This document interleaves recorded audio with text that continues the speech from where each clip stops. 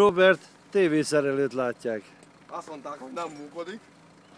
Megpróbáljuk megjavítani. Nem tudjuk, mi a baja.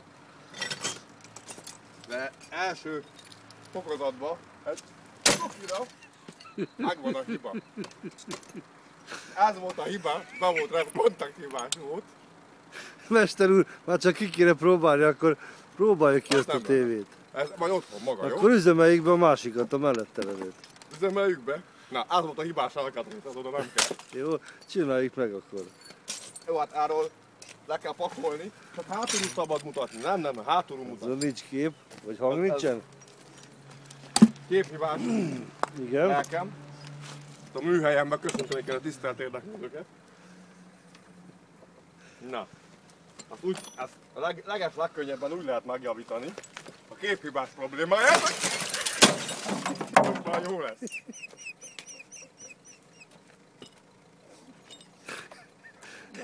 Most már megjavítottuk. Most már élesebb a kép. Ez még nem ide való alkatrész. Az volt a problématikája neki, meg itt van benne még valami. És ami ön mögött van, mester úr, az te... a szigetelési probléma. És ami ön mögött van, mester úr, az volt a probléma. Az. Na, akkor mindjárt kész van, nem? Persze, mélytelephez. Javítsuk meg azt a hátsót, ez nagyon szép kis tévé. Az még összevett egy másik tévébe. Jó lesz még a tévébe egy kicsit. Az ilyen háló, tudja hát. Na, köszönjük szépen, mester úr. Melyik, az is probléma.